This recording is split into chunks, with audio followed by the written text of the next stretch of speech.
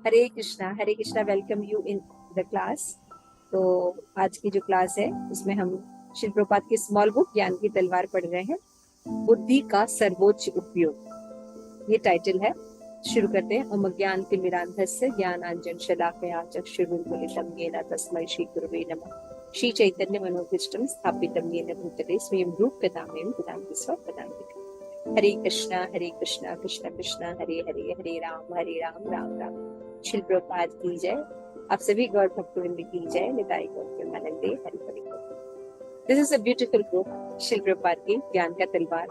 और इस बुक में शिल प्रपात ने अपने एडिशनल जो नोट्स हैं वो शेयर किए थे, और इसको फिर भक्ति चारू महाराज ने ट्रांसलेट किया। तो बहुत ही बड़े सिद्धांत जो आप काफी चैतन्य चरितामृत पढ़ेंगे, डीप में श्रीमद् भागवतम की फिलॉसफी करेंगे तब हम सुनेंगे। तो आइए पढ़ते हैं, बुद्धि का सर्वोच्च उपयोग क्या है। Yes, start.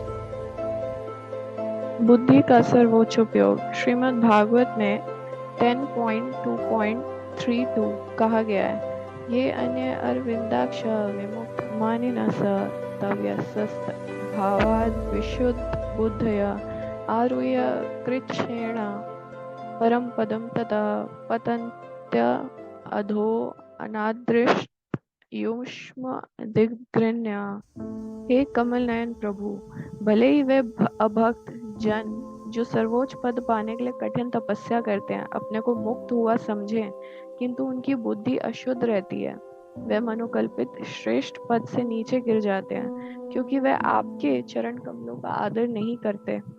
अतः परम भगवान का शरणागत दास जिस योग विधि का अभ्यास करता है वह पतंजलि के अष्टांग योग में, जिसमें इंद्रिय निग्रह, योगासन तथा प्राणायाम आदि सम्मिलित है, सर्वथा भिन्न है। पतंजलि योग एक तरह से अधिक इंद्रिय भोग के लिए शारीरिक शक्ति को बढ़ाने के लिए है। दूसरी ओर भक्त भगवत गीता की शिक्षाओं के अनुसार भगवान साक्षात्कार की सर्वोत्तम योग पद्धति का पालन करता है। उसके कर्म स्वार्थ की भावना से प्रेरित और अपने मनवांछित सपनों की पूर्ति के उद्देश्य से नहीं होते, अपितु पृथ्वी पर भगवान की इच्छा को पूर्ण करने के लिए होते हैं। यह योग बुद्धि योग कहलाता है। इस बुद्धि योग का पालन करने से ही सारे विश्व का कल्याण हो सकता है। भगवत गीता में 6.56 और 46 एंड 47 भगवान कृष्ण कहते हैं, तपस्वी भयो अधिको योगी ज्ञानी भयो अपि मतो अधिकः कर्मी भयश्चाधिको योगी तस्माद् योगी भवार्जुना। योगी नाम अपि सर्वेषां मद्गतेन अंतरात्मना श्रद्धावान भजते यो मां स मे युक्ततमो मतः। तपस्वी, ज्ञानी तथा सकाम कर्मी से श्रेष्ठ योगी होता है। अतः हे अर्जुन, तुम सभी प्रकार से योगी बनो। समस्त योगियों में से जो योगी पूरी श्रद्धा से मेरे शरणागत है, अपने अंतःकरण में मुझ पर ध्यान लगाता है और मेरी दिव्य प्रेमा भक्ति करता है, वह अंतरंग रूप से मुझसे जुड़ा हुआ है, वह सबसे श्रेष्ठ है, ऐसा मेरा मत है। भक्त तो यहाँ पे शिल प्रभुपाद जो है बुद्धि का सर्वोच्च उपयोग बता रहे थे। सबसे पहले उन्होंने श्रीमद् भागवतम को कोट किया 10th कैंटो में। शिल प्रभुपाद ने जो ये श्लोका कोट किया है उसमें बताते हैं कि भले ही वो भक्त जन जो बहुत ऊंचे पद पर पहुंच जाए, कठिन तपस्या करते, लेकिन हमेशा उनकी बुद्धि अशुद्ध रहती है ना, क्योंकि वो भगवत भक्ति नहीं करते। 1 मिनट।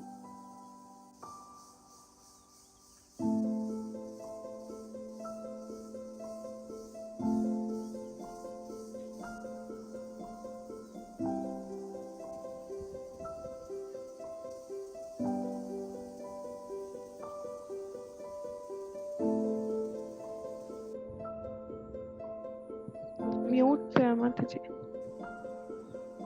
हरे कृष्ण, अभी आवाज आ रही? तो शिल प्रभुपाद यहाँ पे बता रहे हैं कि कोई बहुत तपस्या करे, कुछ करे, सर्वोत्तम आईएएस पीसीएस ऑफिसर बन जाए, है ना, कोई बहुत बड़ा अधिकारी बन जाए, प्रधानमंत्री बन जाए, है ना, राष्ट्रपति बन जाए, लेकिन वो कभी भी मुक्त नहीं हो सकता क्योंकि उसकी बुद्धि जो होती है अशुद्ध होती है। कितनी बड़ी बात स्टेटमेंट दे रहे हैं श्रीमद् भागवत, है ना। वो बताते हैं क्यों, क्योंकि वो अपने मेंटल स्पेकुलेशन के आधार पर चल रहे हैं और उन्होंने भगवान के चरण कमलों का आश्रय नहीं लिया। यानी इसका मतलब क्या है कि सर्वोच्च बुद्धि वो होती है जो भगवान कृष्ण के चरण कमलों का आश्रय लेकर चलती है। कितना स्ट्रॉन्ग स्टेटमेंट है। आज हम सब पढ़ते हैं, हम लोग अपने बच्चों को, अपने आश्रित जनों को क्या शिक्षा देते हैं? IAS एजुकेशन लीजिए, है ना, ये बनिए, डॉक्टर बनिए, इंजीनियर बनिए, एयर होस्टेस बनिए, बिजनेसमैन बनिए, एस्ट्रोलॉजर बनिए, एक्टर बनिए, एक्ट्रेस बनिए, है ना, सो कॉल्ड और सो मनी थिंग्स हम जो क्या कहते हैं वो लोगों को इंस्पायर करते हैं। लेकिन यहाँ श्रीमद् भागवतम शेर की तरह गर्जना करे कि मनुष्य जीवन के बुद्धि का सर्वोच्च उपयोग है कि भगवान कृष्ण एकमात्र है, मुकुंदा, अरविंद, है ना, अरविंद भगवान कृष्ण का नाम, उनकी चरण शरण नहीं। तो भगवान का शरणागत दास जिस योग विधि का अभ्यास करता है, पतंजलि योग में इसे इंद्रिय निग्रह होता है, योगा होता है, प्राणायाम होता है, उससे अलग होता है। यानी भक्ति योग जो होता है, जो नॉर्मल योगास होते हैं, उनसे अलग होता है। दूसरी ओर भगवत इसमें क्या करते हैं, इंद्रियों को निग्रह करते हैं और सोचते हैं हमारी शक्तियां बढ़ जाएंगी। ऐसा ही होता है ना, हम अपने इंद्रियों को संयमित कर लेंगे एंड बॉडी बहुत अच्छी हो जाएगी, शेप वाली हो जाएगी, यू नो, इंद्रियां जो है बहुत एडवांस करेंगी। लेकिन भगवत गीता में शिक्षा देती है कि भगवान का जो साक्षात्कार है उसके लिए योग पद्धति का पालन करना चाहिए, न कि अपने बॉडी को शेप में रखने के लिए, तंदुरुस्त रखने के लिए। ऐसे ये योग का लक्षण नहीं है। योग का लक्षण है कि हम भगवत साक्षात्कार सकें, लेकिन हम कर्म स्वार्थ की भावना से प्रेरित होकर मनोवांछित सपनों की पूर्ति के लिए हम इन योग साधनों का उपयोग करते हैं। लेकिन सर्वोत्तम योग जो होता है क्या होता है, बुद्धि योग होता है, जिससे हम भगवत साक्षात्कार करें। Simple theory. तो ये इतनी हाई फिलॉसफी कौन समझ सकेगा, जो गुरु परंपरा से ज्ञान प्राप्त करे। तो अब वो अपनी बुद्धि का उपयोग कहाँ करेगा, कृष्ण भावनामृत के प्राप्त करने के लिए, है ना। तो उसकी जो भी सरकमस्टांसेस हैं उनसे वो बस डील करेगा। अगर होते तो ठीक है, नहीं तो उसको उतना उसको बॉदर नहीं करेगा, है ना। लेकिन उसका जो पर्पस ऑफ लाइफ या वो इनपुट कहाँ देता है, वो देता है अपने बुद्धि को इनपुट देता है कृष्ण भावना भावित होकर, क्योंकि ये हायर गोल है ना। मनुष्य का जीवन इसलिए नहीं मिला है कि हम बस कुछ खा लें, थोड़ा सा संभोग कर लें, है ना, सो लें, है ना। ये सब ईटिंग मीटिंग डिपेंडिंग के लिए मनुष्य शरीर, ये पशु शरीर। मनुष्य इसके हायर रियलाइजेशन बनता है, इंटेलिजेंट होता है, जो उसको पूरे दुखों से मुक्ति दिला सकता। ये इंटेलिजेंट बाकी लोगों के पास नहीं, लेकिन उसको अपने इंटेलिजेंट कब यूज करने आएगा, जब उसको बताया जाए। जैसे हनुमान जी थे, उनको अपनी शक्ति के बारे में फॉरगेटिंग हो गई थी श्राप के कारण ना। उसी तरह जीव जो है माया के कारण उसकी फॉरगेटिंग होगी कि वो कौन है। तो जब भगवान के पार्षद होते हैं, प्रतिनिधि होते हैं, गुरु के रूप में आते हैं, शास्त्र के रूप में भगवान आते हैं, तो वो हमें याद दिलाते हैं कि हम हैं कौन। हम ऑलरेडी श्रेष्ठ शक्ति है और हम निकृष्ट का संकल्प है। भगवत गीता में भी श्री प्रभुपाद एग्जाम्पल देते हैं कि जो तपस्वी, ज्ञानी तथा साकाम कर्मी में जो श्रेष्ठ होते हैं वो होते हैं योगी होते हैं। तब प्रश्न उठता है तो क्या कर्म योगी होते, ज्ञान योगी होते, कौन से योगी की बात किया। तो जस्ट उसके बाद वाले श्लोकों में भगवान कहते हैं जो मेरे योगी नाम अपनी सर्वेशा मत गते अंतरात्मा, जो श्रद्धावान भजते यो माम, जो श्रद्धा पूर्वक अंतर्मन में मेरा चिंतन करते, मेरी भक्ति करते, वो योगी समस्त योगियों में सर्वश्रेष्ठ। क्लियर कर दिया। तो श्री प्रभुपाद जो बात कह रहे हैं यहाँ पे कि हमें भगवत भक्ति करनी चाहिए, श्री प्रभुपाद ने 2 रेफरेंसेस में ही प्रूफ कर दिया, श्रीमद् भागवतम और भगवत गीता से, कि भक्ति ही श्रेष्ठ। ये नहीं कि श्री प्रभुपाद का मूड है, because Shri Prabhupada is Krishna devotee, that's why he is telling, no, वो शास्त्र का प्रमाण दे रहे हैं। तो भक्ति की सर्वोच्च पद प्रदान किया जाता है।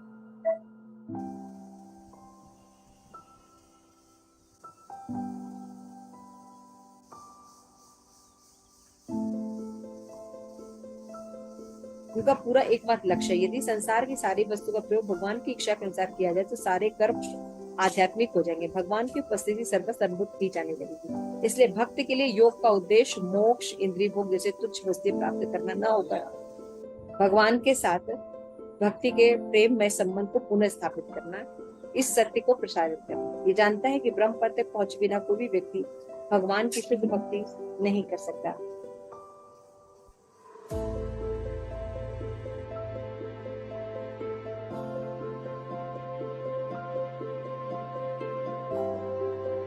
इसलिए यदि वो भक्ति के द्वारा पूरी पृथ्वी पर आध्यात्मिकता का वातावरण उत्पन्न कर सकता है और हर वस्तु को आनंद में बना सकता है, फिर वो मुक्ति के सार रहित स्वार्थ रहित आनंद के लिए प्रयत्न क्यों नहीं कर सकता। शिव प्रभुपाद बता रहे कि भक्ति को उन्होंने स्टैब्लिश किया कि सर्वोच्च है ना, सर्वोच्च पद है और मनुष्य जीवन को इसी को ही प्राप्त करना है ना, लेकिन भक्ति छोड़ के वो सारे प्रयास कर रहा है, तो दुख कहाँ से ठीक होने वाला है ना।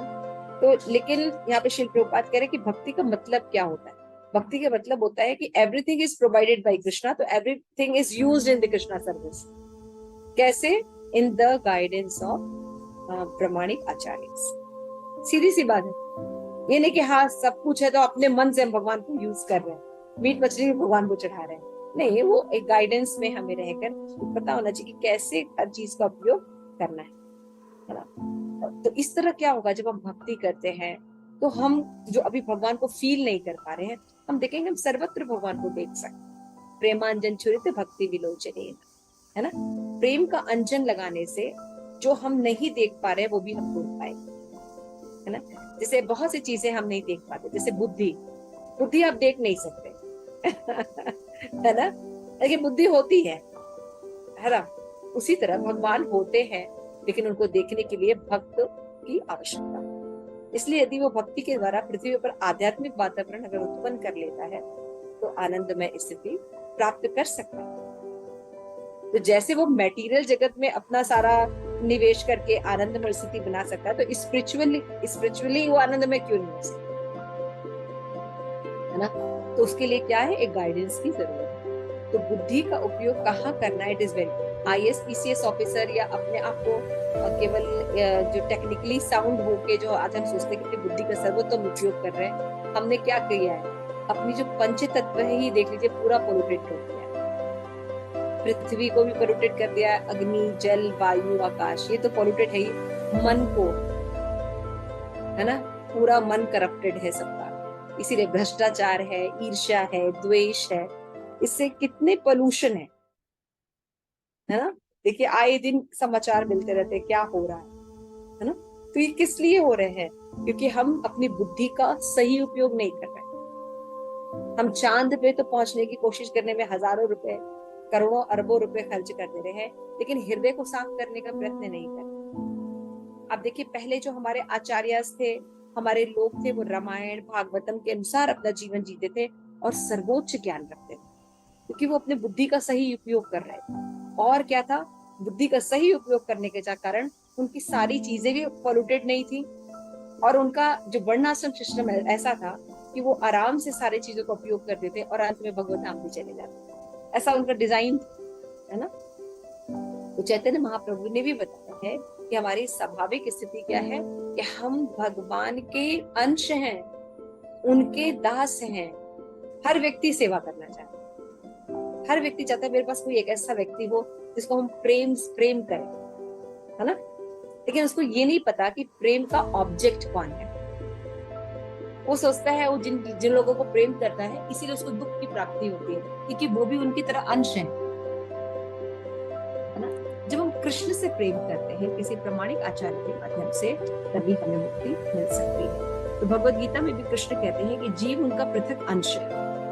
भगवान ने एकदम डिक्लेयर किया है, ऐसा नहीं कि शिल प्रभुपाद है या बाकी जो हमारे आचार्य हैं वो अपने मन से बोल, नहीं, भगवान ने इस सृष्टि को क्रिएट किया है और भगवान जानते हैं कि किसकी क्या पोजीशन है। भगवान ने भगवत गीता में स्पष्ट कहा, ममे वांशो जीव लोके जीव भूता सना, जीव मेरा अंश है, लेकिन मुझे छोड़कर सबकी मन के साथ वो बाकी इंद्रियों के साथ माया की सेवा कर रहा है, इसलिए करश्यति, कठोर श्रम करने के कारण वो अत्यंत पीड़ा में है। आदि दैविक, आदि भौतिक, आदि आध्यात्मिक को क्लेश प्राप्त हो। जिस दिन वो ये बात समझ जाएगा कि वो इस जड़ चीजों का नहीं है ना, जैसे कि शिक्षा अष्टकम में बताया गया है, चैतन्य महाप्रभु ने बताया, तृणादपि सुनीचेना, बताया जाता है कि हमें घास से भी, घास का जो तिनका होता है वो हमेशा सरवाइव क्यों कर पाता है, क्योंकि वो विनम्र होता है। और बड़े बड़े पेड़ जो होते हैं वो गिर जाते हैं क्योंकि वो खड़े अकड़े रहते हैं ना। लेकिन यहाँ पे बता रहे हैं कि हम जो घास के से भी नीच है, तिनके से नहीं। कैसे? तो भक्तिविनोद ठाकुर बताते हैं अपनी टीका में कि जो तृण होता है, घास होता है, वो जानता है कि वो जड़ है, वो भौतिक पदार्थ है, वो ये जानता है ना। लेकिन हम चेतन हैं, हम लिविंग फोर्स हैं, लेकिन हम अपने आप को जड़ मानते हैं। हम सोचते हैं हम इस मटेरियल वर्ल्ड के, हम इस मटेरियल वर्ल्ड के नहीं। आप ध्यान से देखिए, कोई भी चीज हमें सेटिस्फाइड नहीं करती। कोई भी चीज आप देखिए, हमको लगता है कि ये हमें, हम नहीं है, हम क्योंकि हम यहाँ के हैं नहीं। हम आत्मा है और सच्चिदानंद है, रूप मराइयो। तो हमें सच्चिदानंद चीजें सेटिस्फाइड करेंगी ना। जैसे मछली, तो मछली जल में अच्छा फील करेगी ना। मछली को जल के बाहर हम उसको एसी में रख दे, आइसक्रीम खिलाए, फिल्म दिखाए, उसको कैसा लगेगा? सेटिस्फाइड होगी? तो नहीं सेटिस्फाइड। जब उसको पानी में डाल देंगे, शी फील वेरी, क्योंकि उसकी वो कंडीशन स्टेट। उसी तरह मटेरियल जगत में जब हम सुख ढूंढने की कोशिश कर रहे हैं, तो सब चीजें जड़ हैं। इवन ये शरीर भी जड़ है, डेड है। इसमें आत्मा है इसलिए इसका ये है, अदरवाइज ये डेड है। चेतन चीज, लिविंग फोर्स डेड में कैसे कैसे प्लेजर ढूंढ सकते? जैसे आपका बेड है, आपका बेड है, सामने टेबल है। अब इन दोनों में कोई रिलेशन है? ये एक दूसरे से रिलेशन करके तीसरा प्रोडक्ट बना सकते हैं? नहीं। ये जड़ है, डेड है, ऑलरेडी डेड है। लेकिन हम जो बैठे हुए हैं इस पर, हम चेतन। लेकिन ये सब ज्ञान आएगा कहाँ? इतना आसान नहीं है सब ज्ञान को समझना, ये करना। जो हम भक्तों का एसोसिएशन करते हैं, है ना, तो वो हमें सही उपयोग बताते हैं, है ना, कि कैसे रहते हुए भी हम सुंदर रह सकते। This is the important. तब भगवत गीता में श्रील प्रभुपाद कहते हैं, हम दिन भर तपस्या कर रहे हैं और क्या कर रहे हैं? एक दूसरे को धोखा दे, है ना। यदि जीव भगवान की कृपा उपलब्ध न हो तो अपने आप कभी मुक्त हो ही नहीं सकते।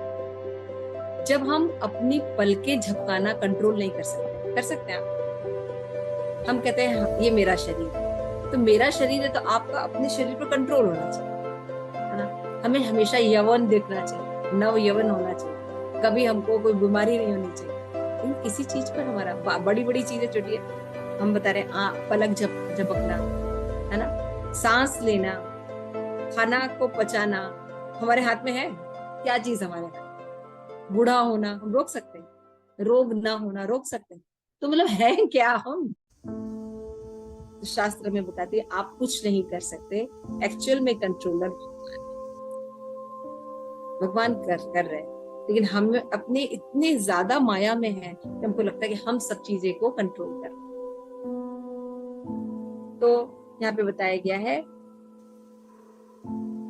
ऐसे धोखेबाज लोग जो सोचते हैं कि भगवान की कृपा के बिना कठोर तपस्या के द्वारा वो मुक्ति प्राप्त कर लेंगे, वो माया में है और हमेशा असफल। भगवान ने भगवत गीता में कहा है कि जो लोग मुझे नहीं मानते, उनके साथ क्या ना उनकी सिद्धि प्राप्त होती है, ना कोई तप में सिद्धि प्राप्त होती है, उनका यश भी चला जाता है, आयु श्री सब खत्म हो। और लास्ट में मैं उनको कैसे दर्शन देता हूँ? काल के रूप में, यस, मृत्यु के रूप में उन्हें दर्शन देता है। भगवत गीता में कहते हैं भगवान, न कर्तव्यम न कर्माणि लोक सृजन प्रभु, न कर्म प्लय संयोज स्वभाव वस्तु।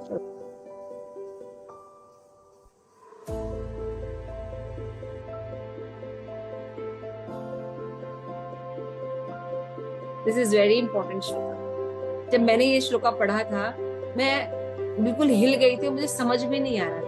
मैंने कई सालों तक इस श्लोक को सुना है अपने आचार्य से। तो क्या बोल रहे हैं कि न तो हम कर्म का सृजन कर सकते, हमको लगता है कि आज हम जो है एक अल्पना बनाएंगे, है ना, हम कर नहीं सकते। न हम कर्म का सृजन करते हैं, न हम किसी को प्रेरित कर सकते, है ना। मान लीजिए हम कहे कि यमुना आज ना हम बहुत अच्छा केक बनाने जा रहे हैं, तुम आ जाओ, तो हमको लगेगा यमुना आई है क्योंकि मैंने उसको कहा था। प्रेरित करना। लेकिन हम किसी को, यहाँ पे एक श्लोक बता रहे हैं, हम किसी को प्रेरित नहीं कर सकते, न कर्म की रचना कर सकते। इसका रिजल्ट क्या आएगा, इसकी भी रचना हम नहीं कर सकते। ये सब प्रकृति के द्वारा हो रहा है, भगवान के दीक्षा से।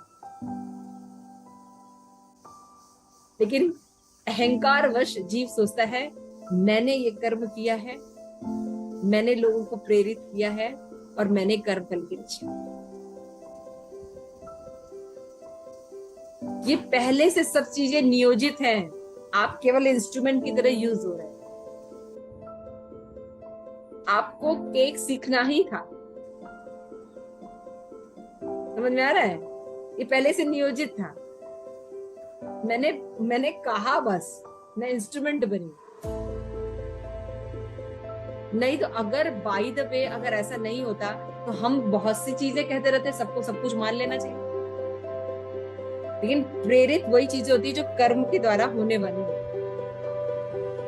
समझ रहे हैं आप? देखिए कितना शास्त्र में श्रीमद् भागवतम में लिखा है, आप पढ़ेंगे तो पहले ये डिसाइड होता है भाग्य, इस जीव के साथ ये चीजें होंगी, उसके बाद शरीर मिलता है। अब पूरे जीवन हम यही करते हैं, हम अपनी परिस्थितियों को बदल लेंगे। ये डॉक्टर से हम ठीक हो जाएंगे, ये करने से हम ठीक हो जाएंगे, धन कमाने से हम ठीक हो जाएंगे। कुछ नहीं है, सब पहले से डिसाइड है। केवल भक्ति से आप कर्म को बदल सकते हैं, और किसी भी माध्यम से आप कर्म नहीं बदल सकते। और जीव केवल भक्ति ही नहीं करता। उसी के लिए उसके पास टाइम नहीं होता। ठीक है, आज हम यहाँ तक करते हैं।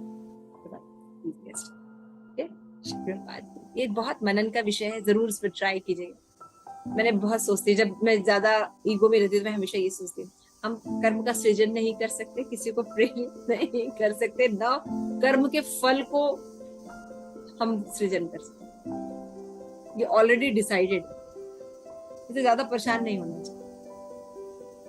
मैंने क्या बोला कि अपने कर्तव्यों को करके अपने हायर पर्पस के लिए हमें ट्राई करना चाहिए कि हम अपनी माला ठीक से करें, क्योंकि बाकी जो मिलना है वो मिलेगा, डिसाइडेड।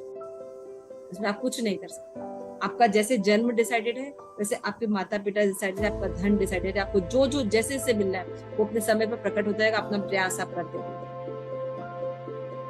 इसलिए बहुत ज्यादा एफर्ट नहीं लगाना चाहिए और भक्ति के लिए समय। Thank you. श्री प्रभुपाद की जय। आप सभी को भक्ति की जय।